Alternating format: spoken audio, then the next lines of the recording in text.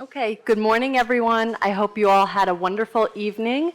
We're going to get started today. We have a very full schedule this morning, and we have a very special session that I think you will really all enjoy, and I'm going to let the moderator tell you a little bit more about how the session will be structured. But first, I'd like to introduce our moderator. We are so happy that Dr. Paul Coates is joining us this morning. Dr. Coates was the director of the Office of Dietary Supplements for 19 years and has been a very big part of the practicum since the beginning. But very importantly, under the leadership of Dr. Coates, the office really expanded both in size and impact, and he's really been a tremendous leader in the field of dietary supplement science. So let's all welcome Dr. Paul Coates.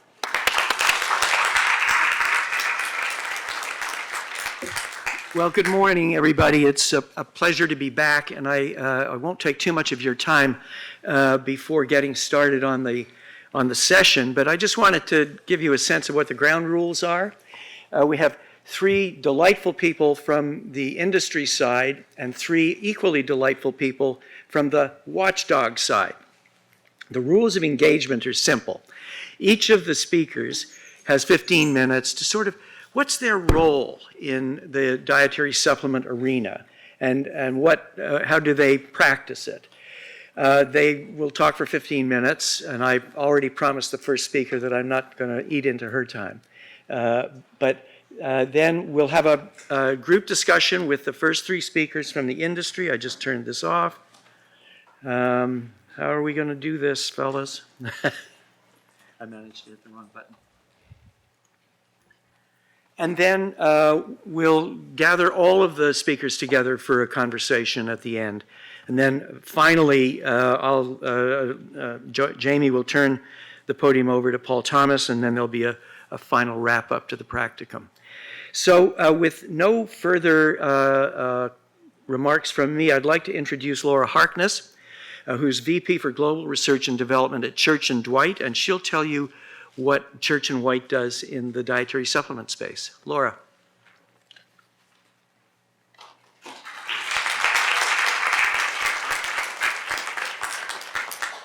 Thank you, Paul. Well, good morning, everybody. It's nice to be here on the last day. I heard it's been a great meeting so far. So I want to first talk a little bit about Church & Dwight because it's an interesting company that you all will be very familiar with once I click to the next slide.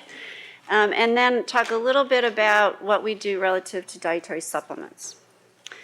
So Church & Dwight is 178 years old. Church & Dwight are the gentlemen who commercialize the production of sodium bicarbonate. So we own the Arm & Hammer brand and all of the associated products relative to that. We are actually in 16 categories, which includes anything from oral care, so toothpaste, spin brush, Oragel, which is a pain relief for the mouth. We also are in personal care items like Nair hair removal. We have a number of skincare brands. I have them up here, Barbara Gold, Liliance. They're outside of the US. We bought Waterpik last year. We just acquired a brand called Flawless, which many of you may have seen advertised. We just acquired it a month ago. It's a shaver for women. And then, of course, we have a very substantial laundry business under the Arm & Hammer brand and Oragel, and also home care, which includes cleaners and cat litter. Believe it or not, I am the Vice President for R&D for personal care, health and well-being, and for our pharma business. I'm a registered dietitian, and I can honestly probably say I'm the only registered dietitian who has Trojan as one of the brands that I'm accountable for. So it's been really interesting because I'm not a polymer scientist, and it's been a really interesting journey to learn how important it is that we do the right thing when it comes to the Trojan brand. It's a Class 2 medical device. It's the one brand that keeps me up at night because we can literally change somebody's life if we don't get it right. So we work very hard on that brand to get it right, as well as with all the other brands. But we take care of everybody. I say I have every product that we put in people or on people in some fashion. So, because we own hemorrhoid cream and pregnancy test kits and everything in between. So what does product development of a product like a dietary supplement actually entail? So I wanted to walk you through the product development journey and then talk to you a little bit about how we actually make gummy vitamins, because that's what we make. So as all of you would know, we strongly adhere to all of the FDA guidelines around good manufacturing practice, labeling, and all the regulations around claims. The FDA regularly audits us. They visit our manufacturing facilities. We have two, one in York, Pennsylvania, one in Vancouver, Washington, where we make our own gummy vitamins. And they also audit all of our records. So they look through every record we have and make sure we're following all of the rules and regulations that they have laid out. So how does a product actually get on the shelf so a consumer can buy it? So the first thing is we can't put something on a shelf that a consumer doesn't want. So we spend a lot of time talking to our consumers to find out what is it they actually want, what are the things they need, and then we look at, is it technically feasible to deliver that to the consumer? And that's that's the essence of how you get a good product from an idea to a shelf. It all starts with trying to identify what consumers need, what they want, and what they're willing to spend their very hard-earned money on. So when we look at bringing a product to market, it literally starts with an idea to a beaker or a prototype, and then it gets made in a facility. And this happens to be our facility in York, Pennsylvania. We make gummy vitamins there, but we also make cat litter and laundry there. Not mixed together at all, obviously. The vitamin piece of the plant is completely segregated from the laundry and litter, but it's a very large facility, and it employs a lot of people in that area, so it's an important plant for us. So the product development journey is very interesting, and it's very iterative, and we do something called rapid prototyping. So we will talk to a consumer, we'll make a prototype, we'll show it to them, and sometimes this is done within a matter of hours. Talk to a consumer group, make a prototype, show it to them, get their feedback, fix it, show it to them again, all very rapidly so we can understand exactly what's going to delight them, what's going to meet their needs, and what they're willing to purchase. And once we have an idea about what the consumer really wants, then we really drill into much more robust testing in terms of quantitative testing to understand if a large majority of consumers want this, and are they willing to pay for it? Because obviously at the end of the day, we're a business, we have to make money, so we want to make sure that we build the right business case for a product that consumers want to buy. And then, believe it or not, once all of that is done, the product actually gets into the product development phase, and we start at the bench level, start building the product up to make sure that it meets the consumer expectations. So we continually go back to our consumers through focus groups, through online testing, through more quantitative large tests that we do with consumers to make sure we're really meeting their needs and delivering on their expectations. So again, to put this in more visual terms, a product goes from an idea to a lab prototype, and once we've got a good lab prototype, we scale it up into what's called a pilot plant batch, which is roughly probably about 200 times the size of your kitchen, depending on how big a batch we're going to run, because we have to start, nothing we make in the lab is actually, we can actually manufacture in the manufacturing facility at that point. It has to be scaled up to run on the equipment, to be able to produce consistently the same product over and over and over again in very large batches. So we do this scale up to a smaller batch and then a scale up to a factory size batch. And that's done by a team, not by product development, frankly, it's done by process engineers who specialize in how do you take a lab size batch and convert it to an industrial batch. So again, this is reiterating what I just said, but it's really important that a product be designed not only to delight the consumer, but so we can make it. Because again, what I make in my kitchen I can't make in the factory. So we really have to get it right to be able to make, again, the same product over and over again consistently at the factory level. It really does take a village to get a product out the door. When I actually started in healthcare and then was in academia and went to industry, and I was astonished with the number of people who are involved in every project of getting a product to the shelf. This only includes R&D and operations, and these are very big buckets of people. This does not include the marketing teams, the sales teams, all of the procurement teams who do all the ordering and so forth. So there's a very large contingent of people that are behind every product that you see on shelf. But for R&D, we're very concerned about sensory science. We have a sensory team who tastes the products, make sure they taste good, smell them, use them, take them home. People take products home. I have an elderly cat. He's 19 years old. I test our litter with him to make sure that he can use our litter. So, and my husband likes the smell of it because my husband's in charge of the cat. But all of these functional groups are critically important and equally important to making sure we do the right thing. And as you'll note, we have a toxicology team that evaluate every single product before it goes to a consumer, and we have a clinical science team and quality affairs that are really important. So here's just some of the testing that we do. We do a lot of stability testing. We want to make sure our products are stable and they're delivering what's expected in terms of the label claims.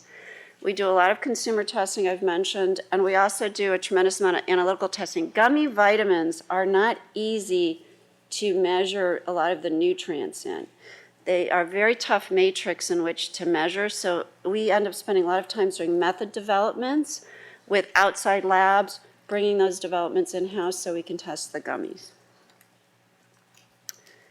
So what is a gummy? So a gummy is a supersaturated sugar solution that's stabilized with some kind of hydrocolloid, right?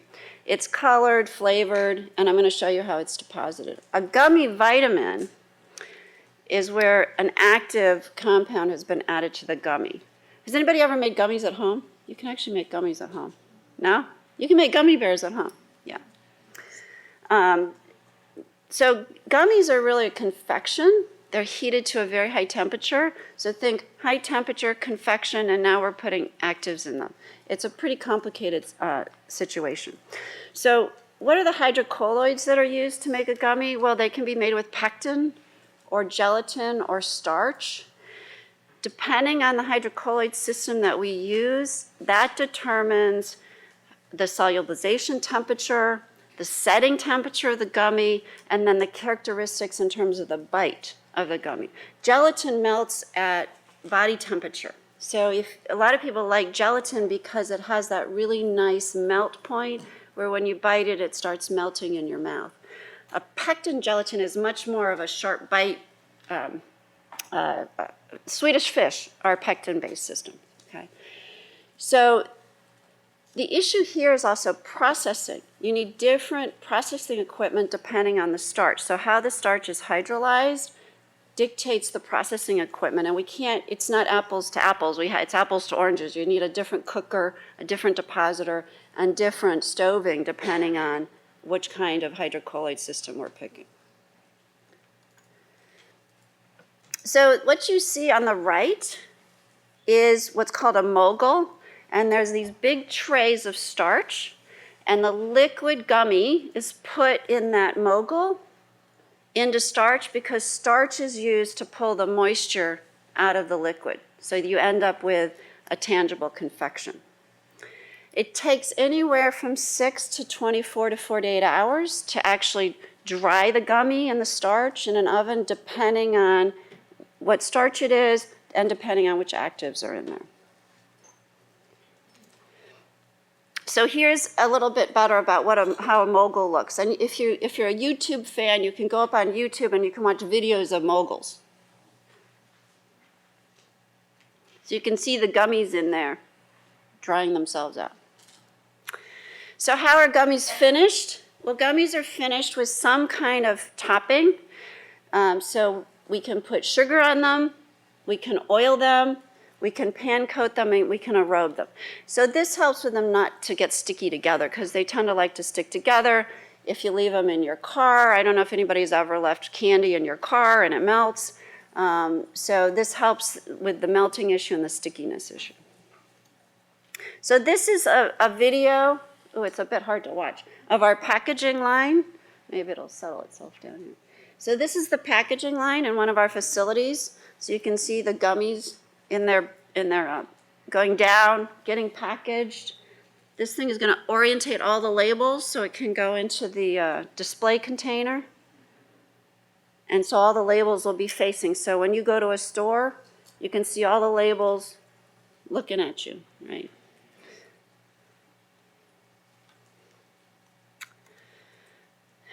So I want to end with this, and thank you for your time on this. But at Church & Dwight, product development and our process engineering team and package engineering team, we issue more than 10,000 specifications a year. And that's from an R&D team of about 300 people. So I'm very proud of this because the teams are extremely dedicated. They really care about what product is on shelf. I know I'm going to get yelled at one day, but I go to shelf. Am I out of time yet? No. I go to shelf and I pull all our products forward and make sure all the labels are nice and pretty. And I get upset if something looks bad, and I shake our containers to make sure they look nice. So, but we truly are really proud of all of our products, and we really do stand behind them. So I thank you for your attention, and I'm happy to answer any questions when we get to the panel. Thank you very much.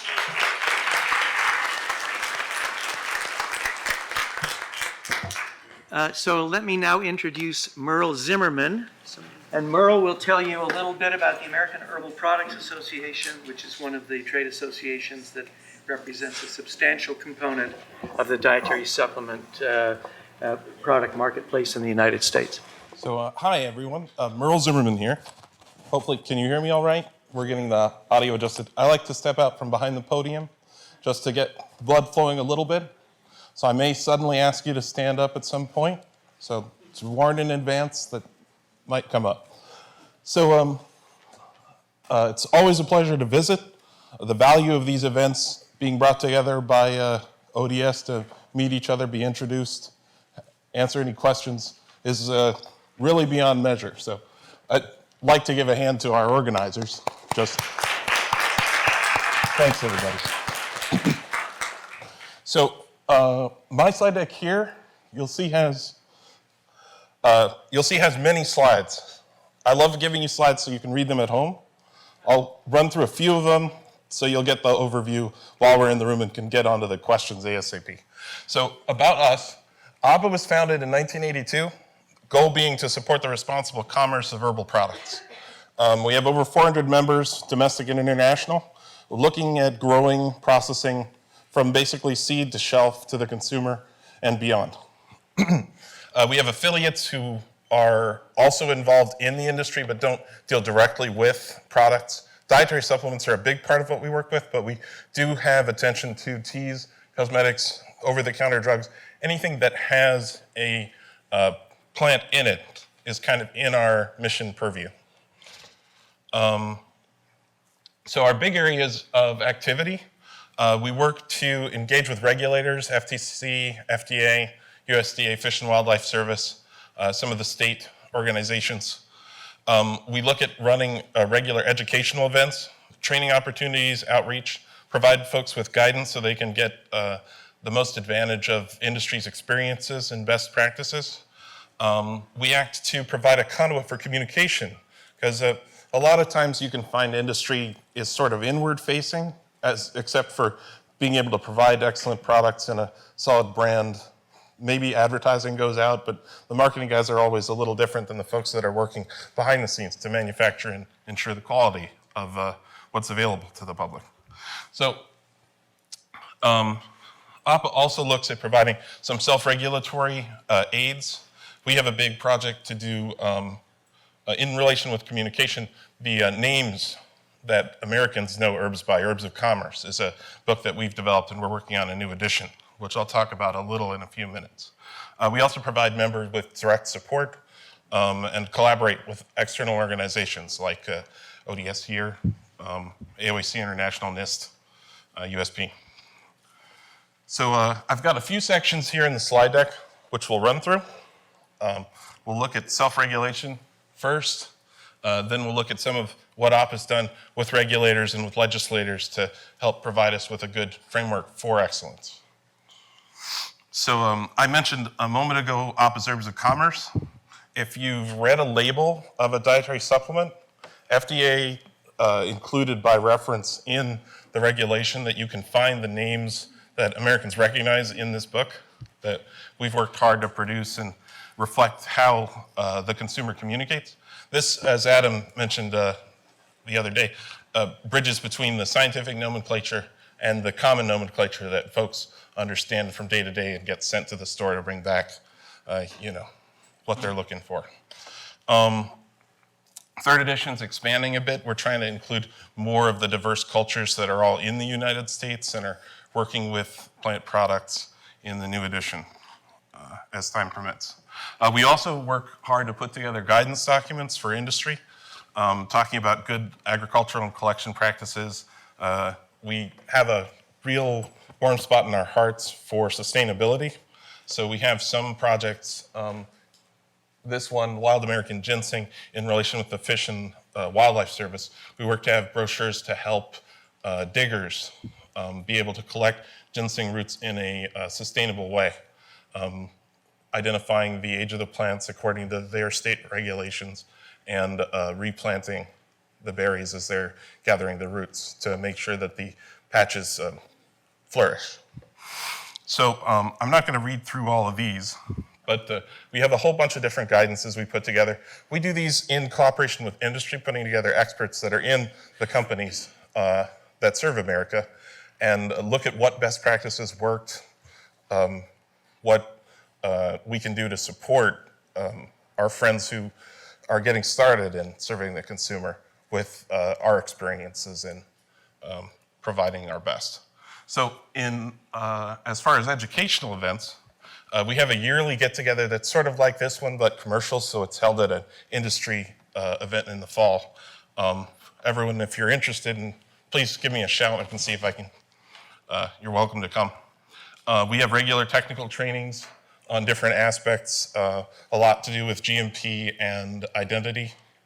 And we have an online reference, the Botanical Identity References Compendium, that I'll show you in a minute, which has a bunch of how to copyright texts and references where folks have donated for a sort of general reference as an aid to doing ID. So that's at botanicalauthentication.org. If you run into some folks that are doing identity, it's not going to train them, but maybe it's another useful tool to glance at while you're putting together a plan. Outside of identity, safety is also a big concern. APA prepared about, I guess it's 20 years ago now, the first edition of APA's Botanical Safety Handbook. This provided like a literature review of reference articles talking about the safety of 550 herbs in the first edition.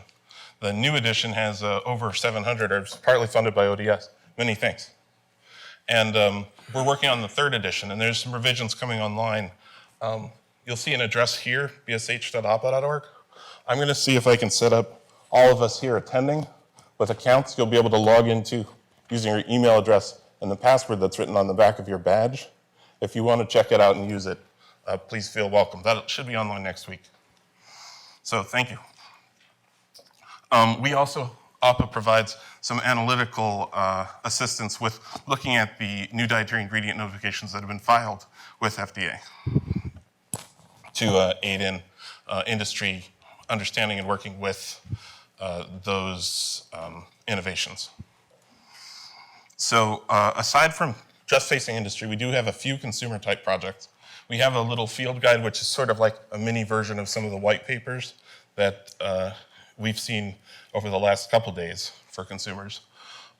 We have a regular sort of field trip that we try to organize around industry events where folks can visit local arboretums and look at the actual plants which are being made into ingredients and included in supplements and products.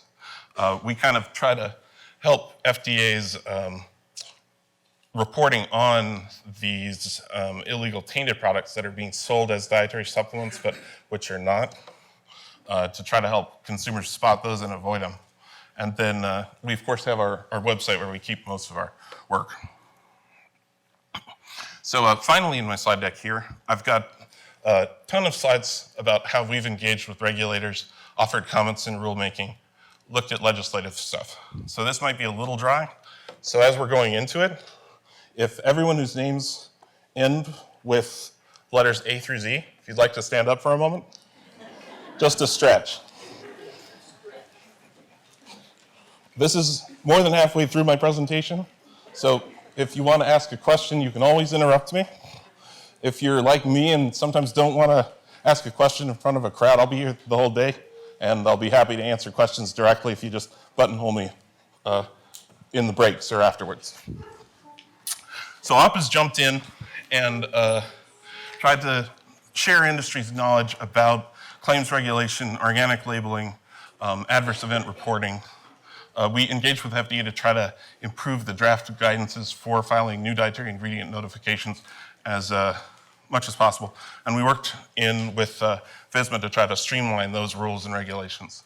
Talked about animal foods, talked about mandatory recalls, engaged some more with the NDI guidance, and we're looking at efficiencies and where the agencies got industry covered as far as making things more efficient and allowing us to leverage available resources for the best results. So I mentioned before our support for looking into the products that were masquerading as supplements. We also have some, in cooperation with other trade organizations, get-togethers to look at regulatory issues, to like all as a group across industry. So reach beyond our own membership and engage with everyone who's sort of in the area that it could work with as a joint project. So as far as legislation, we were involved with DSHEA being done in back in the day, and we have applied ourselves hard to get the serious adverse event reporting laws passed more recently. So we're glad that that's able to look for signal events and has intervened in, I think, at least a couple of cases where we were able to have the regulators prevent a lot of consumer harm from, I think there was a compounding pharmacy type error with heavy selenium being over added to a liquid supplement that was caught quickly because of the adverse event reporting system. So glad that it's working and we can get that stuff off the market when there's industrial accidents. Most recently, we engaged with the Hemp Farming Act. There's been a lot of discussion. It's sort of maybe flavor of the month at the moment. We do have a guidance policy update to remind everyone that regardless of the aspects of the discussion which are still in progress, dietary supplements are still regulated in many ways and follow all the regulations regardless of conversations that may be going on today over at FDA to figure out some of the details on exactly what's what and where things are. So that's pretty much the main part of my presentation, but OPPA has a sister organization that does research and engagement, the OPPA's Foundation for Education and Research on Botanicals. We recently finished up a study on OSHA populations in southern Colorado here. And we're starting a new RFP for Golden Seal. So if you'd like to apply with some of those outlines that got shared with us yesterday, we'd welcome your suggestions for looking into sustainable harvesting there. And I'd like to thank you very much for your attention. Looking forward to participating in the panels here.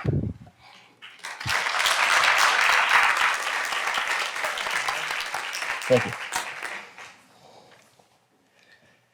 So in this series of industry-oriented presentations, the next and last is by Jay Sirois, who is with the Consumer Healthcare Products Association, and he'll tell you about what role his organization plays in this space. Thank you, Jay. Thank you, Paul. I do appreciate being invited. It seems like it wasn't that long ago that I was one of you all. I come from a research background. I worked at the University of Virginia as a postdoc for a number of years, doing basic science research, and have to explain that to people once in a while. So it's nice to see some real scientists wanting to learn about dietary supplements. And again, Paul, it's been a long time since somebody's called me delightful, but thank you very much. Not even my wife calls me that. So the Consumer Healthcare Products Association is a trade association that represents companies that market over-the-counter drugs, as well as some companies that market dietary supplements. And this slide, excuse me, represents some of our members that market supplements. And I will note that we don't have any pure play supplement companies, that is supplement companies that only market supplements. You see we have some of the big guys like P&G, GSK, Pfizer, but we also have some smaller companies that you might not have heard of, like Comb and Nelson's and Sato. So we've been around a long time, 138 years. We were originally called the Proprietary Association, changed our name in 1984 to the Non-Prescription Drug Manufacturers Association. And then when we started representing supplement companies about 20 or so years ago, we changed our name to CHPA. So I wanted to talk a little bit about our educational foundation, because that's the arm of CHPA that puts out a lot of content on the safe use, storage, and disposal of OTC medicines, including dietary supplements. We have a website that's maintained and updated quite frequently. It has information on, again, safe use of ingredients like acetaminophen and diphenhydramine and loperamide, things like that. But it also has information on supplements about, what you should look for, how to know if it's making an outlandish claim, you should be wary and perhaps not buy that, or buy from who you know, things like that. So all things, again, to make sure consumers use these products safely and know how to store them, how to use them. CHPA has also, throughout the years, developed a number of voluntary codes and guidelines, which the aim of these is to fill gaps that perhaps the FDA has either overlooked or just not addressed in regulations. And we've had these for 85 years now, I guess that would be, 1934. So been around a long time. We have them, some of them we have are for supplements. I would say most of them probably are for OTC medicines. Again, they're voluntary guides and codes and guidelines, but we do expect our members to follow them. We have them in different areas such as marketing, quality and manufacturing, regulatory. They are available on our website, and we just went through a recent update to these where we've grouped them by separate categories, including regulatory, quality, and dietary supplements. You can see here there's a couple. We just recently updated our caffeine voluntary guideline, has a number of provisions in there against prohibitions against the sale or marketing of bulk, liquid, or powdered forms of caffeine, as well as restriction on marketing any caffeine product in combination with alcohol, some label disclosure suggestions in there as well. We also have some other older ones, which I believe, Merle, we copied off you back in the day, probably in 2001. So some of those are, I think maybe the pregnancy labeling statement one, some of these other ones here as well that are specific to particular dietary ingredients, such as golden seal and kava and lady slipper. So I wanted to spend the majority of my time talking about we have a dietary supplements committee, and that's where I spend most of my work that I do on supplements. So supplements is probably about 25% of what I do on a day-to-day basis. And I just wanted to give you a flavor of some of the different things that I work on here. So these cut across both regulatory and legislative areas. And we have begun discussions internally at CHPA to talk about these items you see here Because as you all know, you see what's out there on the market, on the internet, these outlandish products that you can pretty much look at them and say, well, that's got something illegal or unsafe in it, and they're making some outlandish claim that it works in 10 minutes, or you'll get 12 pounds or 100 pounds of muscle or whatever. So we know that that's a very small part of the industry, but unfortunately it gives a black eye to the rest of the industry. And so we want to try to get ahead of that and see if we can talk about some of these things that perhaps could address some of those. One of those is a product listing, a mandatory product listing. Right now, dietary supplements aren't required they have to follow regulations, but they're not required to be listed like drugs are. And this is something that's being talked about on a number of levels. We've been talking with our members about it, and sort of as a potential way to sort of allow FDA to get a better hold of what's on the market, and therefore to be able to maybe regulate better when something becomes unsafe, to know what's out there and therefore be able to go and act against that. I won't get into too much detail on any of these, but we did just have an FDA meeting a few weeks ago on responsible innovation in the dietary supplement space.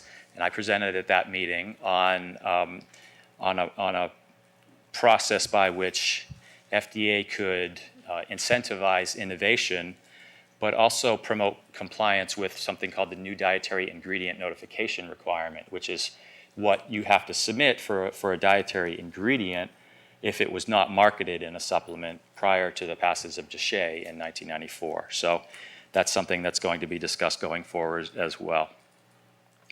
So the last thing I'll mention here is this authorized list of old dietary ingredients. So I don't know how much you've gone into this in the meeting, but when Jay was passed in 1994, what the law said was that anything that was on the market at the passage on October 15th, 1994, anything that was marketed as a dietary supplement was quote unquote old, an old ingredient, and you wouldn't have to, it was assumed, the safety of that was assumed, and you wouldn't have to submit a notification. Anything that wasn't marketed prior to that time, to get it on the market, you'd have to submit an NDI notification, new dietary ingredient notification. Well, we know that the products on the market have gone from about 4,000 in 1994 to about somewhere between 50 and 80,000 now. And so by deduction, you would think, okay, that's a lot of new ingredients, right? But I think FDA has only had about somewhere around 1,000 or 1,200 NDIs, notifications. So there's a little mismatch there between what's on the market. FDA feels like they should have had more NDI notifications that demonstrate the safety of these products. So they're trying to figure out pathways to enhance that. So we're discussing that as well. Here, I just wanted to mention quickly, there's a lot of quality efforts right now that are ongoing. A number of retailers are mandating these for companies marketing their supplements. There's CVS has released a program called Tested to be Trusted. If you're a manufacturer and you want to market a supplement there, you have to get your supplement tested by either NSF or USP prior to putting it on the shelf. There's others. There's a Global Retailer Manufacturer Alliance and the Supplement Safety and Compliance Initiative. So there's a lot of these efforts that are trying to address some of the quality issues which have cropped up in the space. Again, it's a small component of the industry, but it's something that certainly is worth trying to push back against. And lastly, I just wanted to quickly touch on a little an effort that I'm involved in. It's a multi-stakeholder effort called the Dietary Supplement Quality Collaborative. And it's an initiative that was founded by the United States Pharmacopoeia, and I'm not sure you've discussed those here, but that's an organization. They've been around even longer than CHPA, since 1820, and they set quality standards for drugs and supplements as well.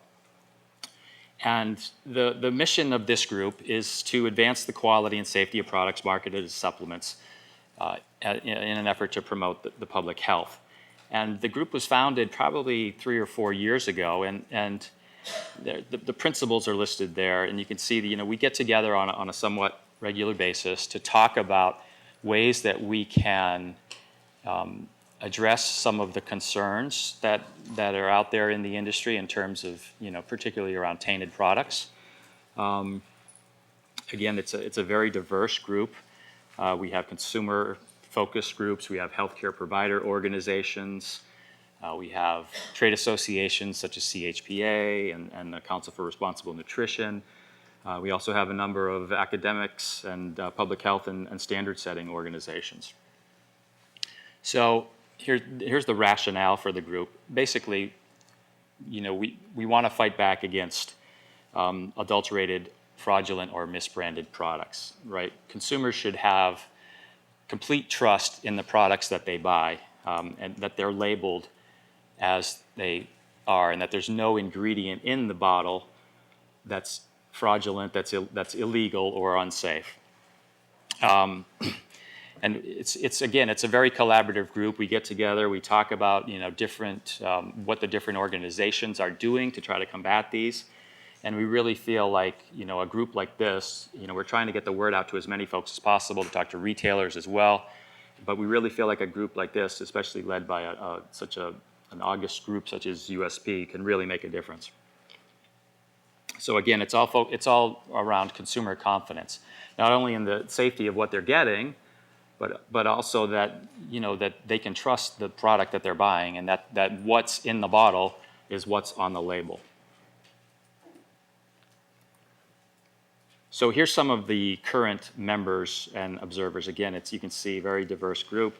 Pew Charitable Trusts, got a couple of different academic. We have Boston University, the Obesity Society, Underwriters Laboratory. We have companies such as Pharmavite that participate, the GSA, the Gerontological Society, and it's all run by USP. And again, we've reached out to additional folks as well, in an effort to try to get them to participate. And the hope is that the group can continue to go forward with this effort. We've recently also met with the FDA to let them know who we are and what our purpose is. Here's a little bit about the governance structure of the DSQC. There's a steering committee, of which I'm the chair for that. That rotates. I think I'm rotating off here very soon. It'll take over someone else from another one of the, I'm not sure if it's going to be someone from industry or from one of the healthcare provider organizations, but all of the members that are participating have voting privileges. We have the steering committee kind of sets the agenda for what the group decides what we're going to work on.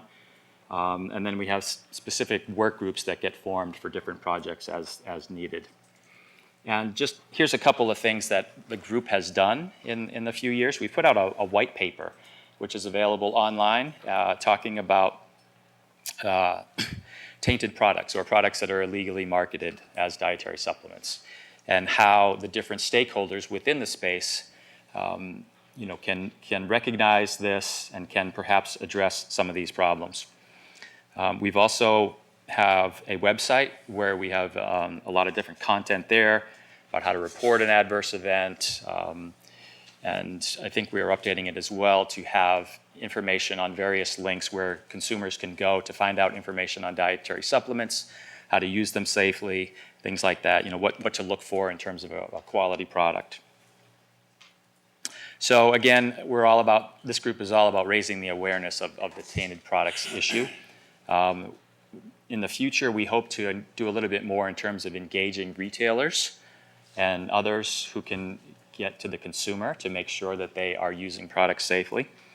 We know that one of the concerns we've heard about is, you can go on Amazon or other websites and buy, any product you want, and so something needs to be done to address that. So we're looking into that, and then any other additional areas where we can identify where consumers might need some information on safety and safe use of supplements.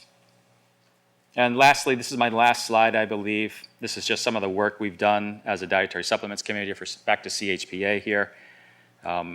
This is more down in the weeds stuff, but we've commented on the FDA's nutrition innovation strategy. FDA put out a science review and a draft guidance on fiber. We commented on that. The National Bioengineered Food Disclosure Standard that came out a few years ago, as well as the FDA proposed development of a pre-Dechet list of old dietary ingredients. So that's a quick CHPA overview, and I'm looking forward to the discussion. Thank you.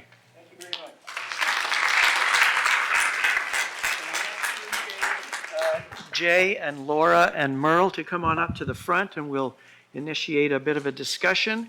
This is the opportunity for members of the audience to ask some questions, and you're free to ask one another questions, of course. So let me see if there's a burning question to start us off.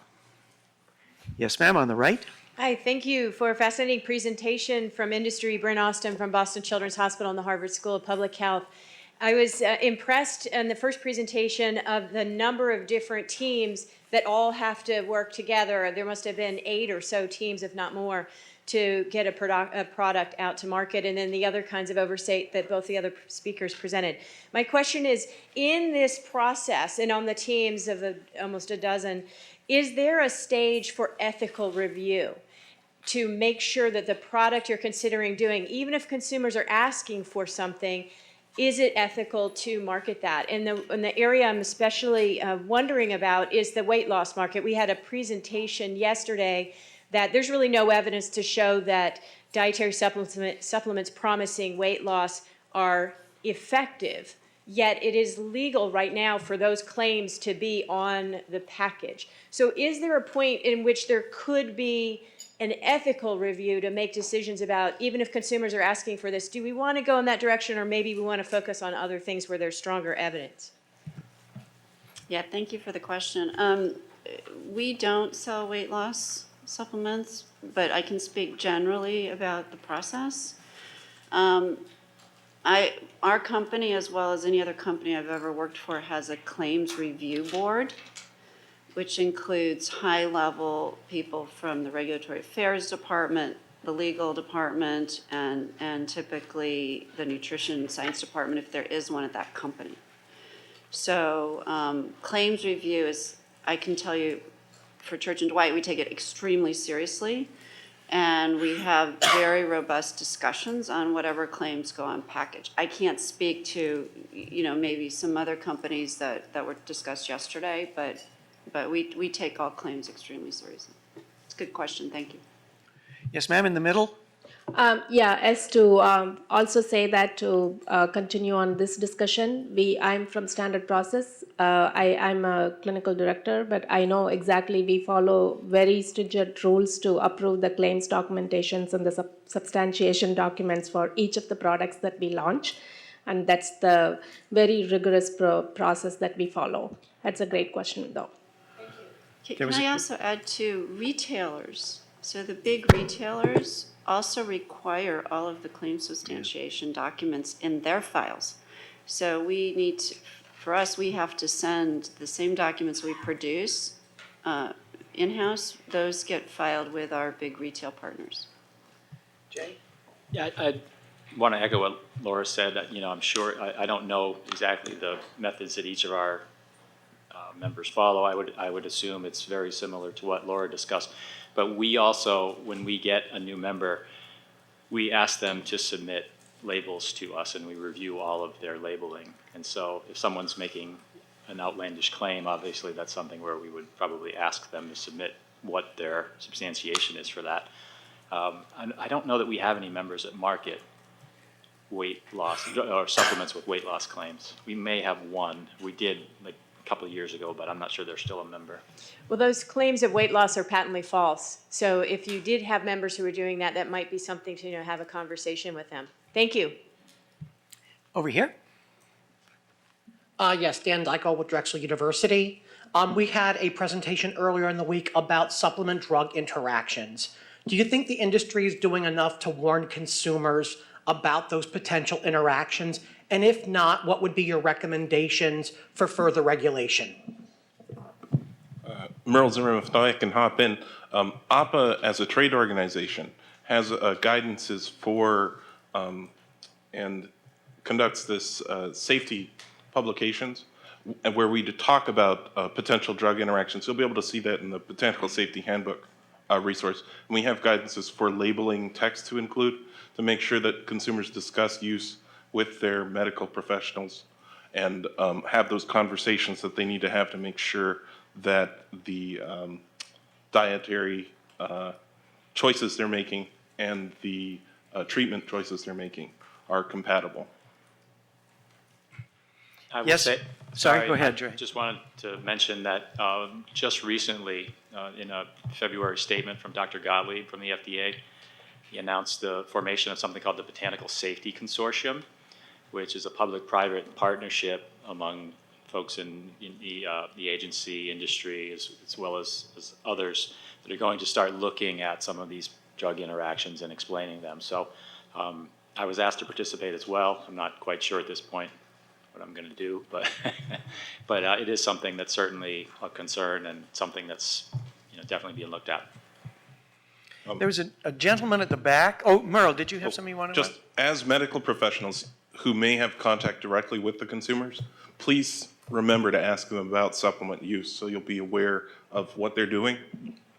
As far as we've been able to tell from the industry side, consumers are happy to talk about things they're passionate about, and supplement users are maybe some of the most passionate customers that exist. Thank you. So engaging with them, you'll be able to work it out, I think. There's a question at the back on the right. Hi, Brandon Dale from the ICANN School of Medicine at Mount Sinai. I have two questions, and the first is pretty related. Can each of you speak about the internal review mechanisms that are used to kind of, one, validate and then evaluate the scientific claims behind a lot of the herbs that you guys are producing? And then secondarily is I'd like to learn a little bit more about how you guys go about doing consumer research. Is this something that's done online? Is this in-house? And can you talk more about that process? Laura, do you want to start? I'm happy to start. We have very few herbal-based ingredients, so I'm going to leave that to Merle to speak about. Most of our dietary supplements contain your standard vitamins and minerals. Our review process is I actually have a nutrition science team that reports directly to me. We have a separate safety and toxicology team that has board-certified toxicologists on it. So we do a robust review of the literature to ensure that the ingredients we're putting in, which predominantly are your standard vitamins and minerals, are supported in the literature. Relative to consumer research is conducted in any way you could possibly think of, talking to consumers directly in focus groups, through online interaction, which can be an ongoing conversation you can have with consumers, through questionnaires online, through questionnaires in person. We actually send product home with consumers. When we get very close to launching a product, we do what's called an in-home use test, where we ask consumers to take products home with them, try them for a period of time, and then provide their feedback to us on their experience. So, and then we also have consumers come to central location testing. Well, they'll try a product while we're sitting there and watching them. And so there's a lot of work that goes into interactions with consumers. Thank you. Merle here. The American Herbal Products Association primarily engages with companies. So as far as conducting consumer research, that would be done by individual members to look at the safety questions, usage questions. So CHPA has done a lot of research in terms of looking at the value of OTCs, but specific to OTC medicines, not dietary supplements. And we did a report probably 7 years ago or so, and found a significant cost savings for folks that use OTC drugs rather than going to the hospital and otherwise taxing the healthcare system. I don't believe we have anything that's specific to supplements in terms of consumer research. I do know that another association called the Council for Responsible Nutrition, who I think presented here last year, usually does a survey every year looking at the percentage of folks that use dietary supplements, the percentage that looks at the label carefully, things like that. So you can definitely get some good information from that type of source. I think your other question was related to what type of review we do internally.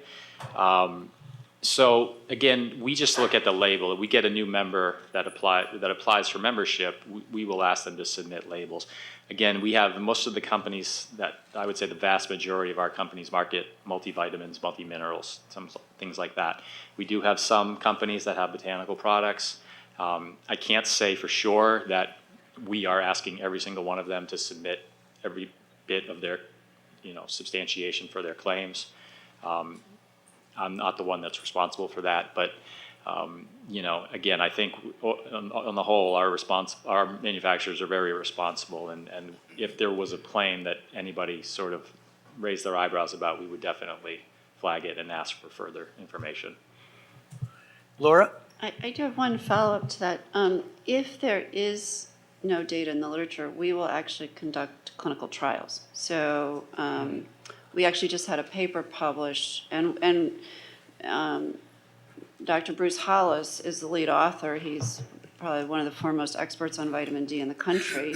He's at Medical College of South Carolina. So we will contract with academics and with contract research organizations to conduct research for us if there is no substantiation in the literature. There were some questions Thank up you. in the front here. Sorry, I'm trying to go in order. So this is a question for Dr. Harkness. So I just want to tap into your knowledge about how difficult it is to make gummy bear vitamin mineral supplements. So there's a business called Juice Plus. Have you heard of them? So they claim to have, I don't know how many, 50, the equivalent of 50 fruits and vegetables in their capsules, but they also make gummy bears that they market to parents to give their children. And I just anecdotally, I've run across several people's clients and students who take Juice Plus supplements because they don't eat enough fruits and vegetables. So my question to you is, how, knowing what you know about the formulation of gummy bear vitamin supplements, how likely is it to have, kind of all these fruits and vegetables in their components? So Juice Plus has also published a lot of, used researchers across the country and funded research projects where they've shown increase in certain biomarkers for inflammation, for example, with the use of their supplements. My question to you is how difficult is it to create a gummy bear that has the equivalent of, all these phytochemicals, et cetera, that are in fruits and vegetables? So I can't speak to Juice Plus specifically because obviously they're not one of our brands. Juice Plus, as well as every other manufacturer of gummy vitamins, are required to follow FDA rules in terms of the amounts of nutrients that are being claimed on package. And the rule for dietary supplements is that the level has to be at or above label claim at the end of shelf life. So if they're making claims about specific amounts, those should literally be there throughout the shelf life of the product. I can tell you that the majority of a gummy is the macro ingredients. So it's the sugars and hydrocolloid system because that's, it's a confection. So that's going to take the bulk of the space in the gummy. We have time for a couple more questions, but I think there was one over here on this side. Yes, ma'am? Yeah? My question was really more for Merle and Jay, looking at the funding of your associations. And I'm probably really ignorant on trade organizations. I don't know how they operate. So who funds your associations? Associations, I think, are generally supported by membership fees. At APA, we have scaling membership fees to try to support as many small businesses as possible, as well as the larger businesses. When we were founded in the 1980s, the group that put us together wanted to form a place where people from small businesses as well as large businesses could engage together and cooperate to share their expertise. So.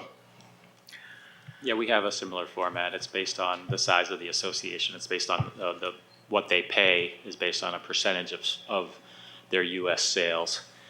We also operate more on the drug side, specific task groups that where working on particular ingredients, perhaps acetaminophen or dextromethorphan, safety campaigns, things like that, where we'll form a group where folks will pitch in additional money to, develop a campaign to try to combat the abuse of dextromethorphan containing cough syrup. So we also have specific groups like that. There was a question over here, and just remind you that we'll be having another session after the second panel, so there'll be time for those of you who weren't able to get your questions in to do that later. You, sir. Thank you. I'm just curious about the shelf life and who is responsible to determine the expiry and expiration date? Because the same products I can see on the market, some markets say have 6 months, some is a few years. Is that you guys help to determine and validate the expiry date? So expiry dates are determined either by regulation or by the manufacturer itself. It just depends on the product itself. Any other comments from panel members on that issue? In the dietary supplement regulation, 21 CFR 111, I think towards Part H, they talk about figuring out these expiry dates, and as Laura mentioned, at the end of the expiration, the amounts on the label need to be present in the product. So as a company, you can name whatever expiration date you'd like. You can make products that expire tomorrow, or they could expire in 30 years. I'm a big fan of watching those YouTube videos of people eating canned food from like Napoleon Wars, and they still have nutrition in them, but they definitely are past their sell-by dates. So developing those sell-by dates, best-by dates, are a industry responsibility for a lot of dietary supplement cases. But sorry, is that means if same products, suppose the same expiring date, is that you right? So there's no regulation that says the product can't be good after the date printed on the box. But the date on the box is a guarantee that it'll be good until that day, at least. Okay, we're going to move on to the next panel. Would you join me in thanking these folks for their participation?